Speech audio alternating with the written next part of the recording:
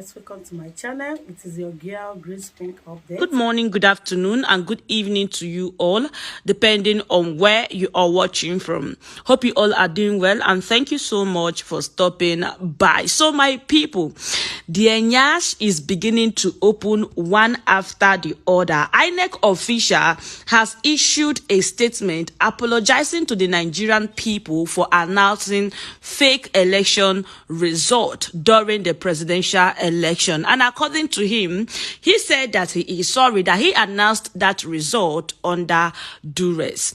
Before we continue, please, I want to beg you, because I'm going to read out the statement for you guys, but please, I want to beg you to please help me by liking this video. Also share with others so that YouTube and Facebook can recommend it to more people. It says, I am sorry I announced fake election result for fear of losing my life. INEC official reviews as more evidence of election rigging surface.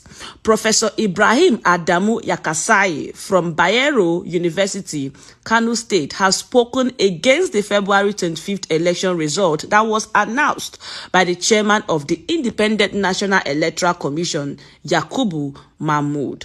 The professor, who served as the returning officer for the 2023 Tudunwada or Duaga House of Representative elections, testified that the result he declared on the 26th February 2023 was under duress for the fear of losing his life and other INEC officials who were with him. He noted in a letter that his collation area was completely under siege by thugs who threatened to burn down the INEC facility if he did not declare the result within 1 hour. His letter, titled Declaration of Dutun Wada Dugawa House Representative Result Under Duress, reads, I serve as the returning officer for the 2023 Dutun Wada Dugawa House of Representative elections, whose result was declared by me on the 26th February 2023. However, I would like to testify that the declaration I made was under duress for fear of losing my life and other INEC officials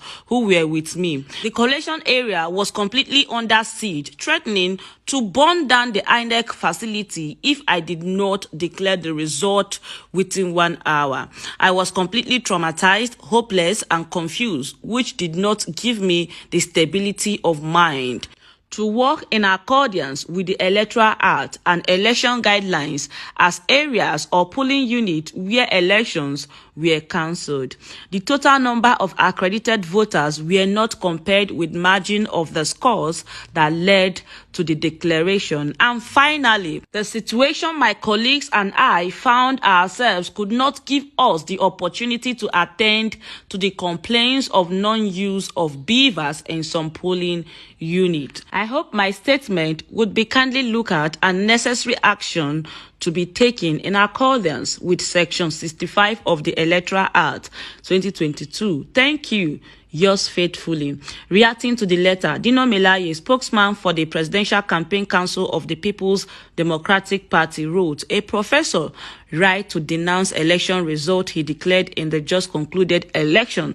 Small, we dey gather more evidence. Yahoo election and the beneficiary will fall. Oyibo we do pencil, na him do cleaner. All right, guys, and that is it for you all. This is just one out of many fake results that was announced, and today we have someone parading himself as a president under fake result. But in any case, we are still waiting and looking to see if the right thing will be done in Nigeria for the very first time. We are waiting.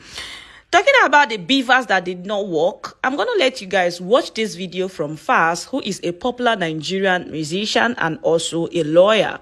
Let's take a look. I want to get your thoughts on the process. Would you join those who say that INEC failed Nigerians and failed the young Nigerians who decided to participate at this time? Yeah. What for you was the most shocking part of the whole process on the 25th of February? I will definitely join them. If I'm not the first person to say that, Seth. It was extremely shambolic. It was terrible. It was a mess.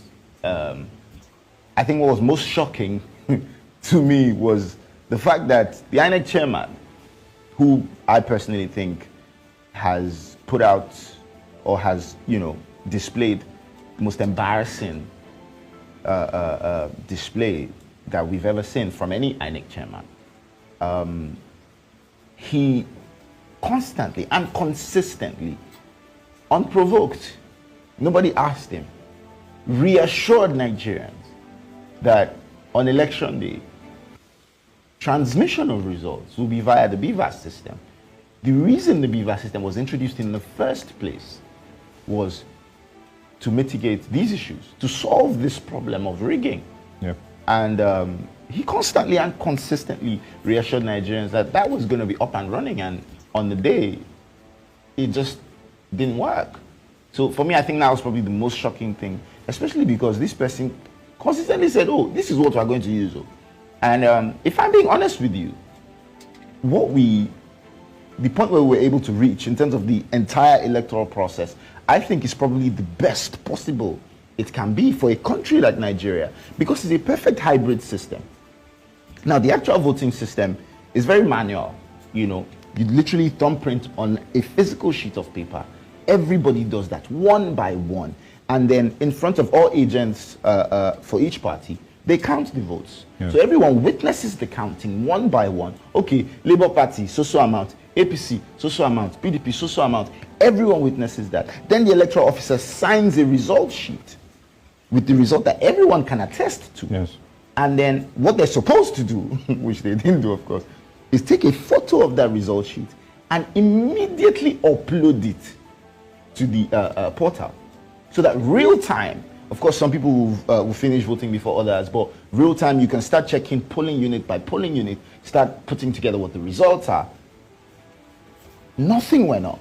Yeah, but what about, so the INEC chairman, over time, in the last couple of days, they've moved between saying that they had technical glitches, to saying that, some of the staff were poorly trained. And I remember we spoke about this yesterday, that they needed to retrain more, their staff better, ad hoc staff better, and of course, maybe even sack some of them that failed. So, would you agree with the narrative that his intentions were pure, and that means that from when he spoke at Chatham House to when he spoke at every other interview assuring Nigerians that this is the process that would be used, that was the intention, but it just happens that, Nigerian. In the grand scheme of things, it's incredibly difficult to possibly conceive the idea that his intentions were ever pure. It's incredibly difficult. Let's start from the budget to run this election. 300 billion. Yep. How can you come and then tell me you had technical issues? Poorly trained staff. Come on. With I personally think this is a ridiculous amount of money. But let's not even go into that. You had this. Just make it work. You have one job. Just make it work. How possibly expensive can it be to set up This is a booming tech era. Yes. We were just talking about it, such a high population of young people in this country, people that are very tech savvy. If you have problems on the technical side, there's a big amount of people that can help you out with that. So you can't come with the excuses, they hacked your system, your server was down. What is that mess? How can you say that your server was down in a presidential election for the entire country of over 200 and something million people, that you had this long to plan for and this much money to work with? Like I said earlier on, I think this was an extremely embarrassing display from Mahmoud Yakubu. All right, now you've talked about the fact that we had sufficient money, over 300 billion was allocated for the planning of the elections. Unfortunately, there have been lots of reports, not just from one person, lots of reports about inconsistency, not just in the tallying, but also in updating the results. You have spoken very passionately on your page about how this is a violation of the Electoral Act, and I'd like you to shed further light on that. Yes. So just as I was explaining earlier on, this system that we have right now, I think, is the best we can possibly have in a country like Nigeria. So what happened was that prior to this, there was no such thing as electoral transmission of results. just last year, the Electoral Act was amended after a lot of deliberation, and people were like, okay, we have to solve this problem of rigging. How can we solve this problem of rigging? Okay, how about we take out that element of carrying the ballot and moving from polling units to collation center? How about we transmit the results directly from the polling unit? And everyone agreed, oh, this is beautiful, wonderful. The Electoral Act was amended accordingly. Now, the Electoral Act then gave the chairman of INEC the power to make guidelines and regulations that would, govern the entire process. And he, by himself, Mahmoud Yakubu, released the guidelines and regulations saying, okay, this is how it's going to work. Transmission will be via the BIVAS. And on the day, he, by himself, violated that. The act is not only illegal, in nowhere transparent. How do you come the night of the election, announce one state, Ekiti State? From where did you get those results? The next day, you continue. You're announcing these results in like tranches. Like, what are you doing? Everything just looks so shabby. No one can even verify these results. Where are you getting these results from?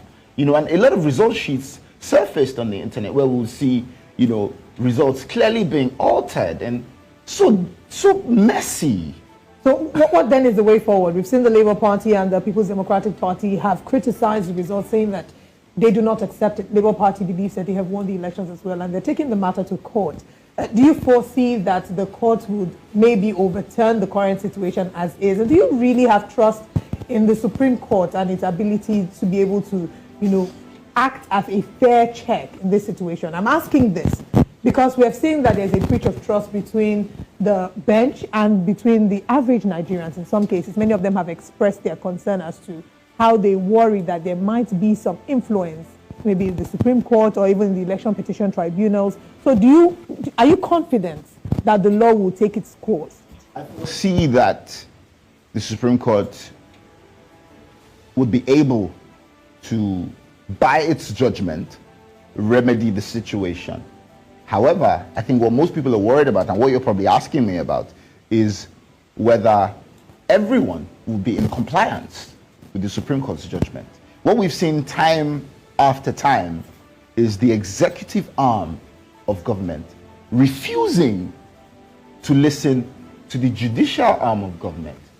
And for a democracy to work, there has to be clear separation of powers, with checks and balances in place. The reason why that concept even exists, the reason why there are courts, is to check every other arm of government. Everyone has all these powers, and they can't just be acting like it's a dictatorship. Everyone has to be subject to the law. Everyone is equal before the law, regardless of who you are, even if you're the president. So we've seen, like what you were telling me off air, we've seen a lot of instances where the president himself, Muhammadu Buhari, refused to listen to the Supreme Court. So that's probably why, everyone's apprehensive. What's going to happen? Is this going... But I promise you, this can't be one of those.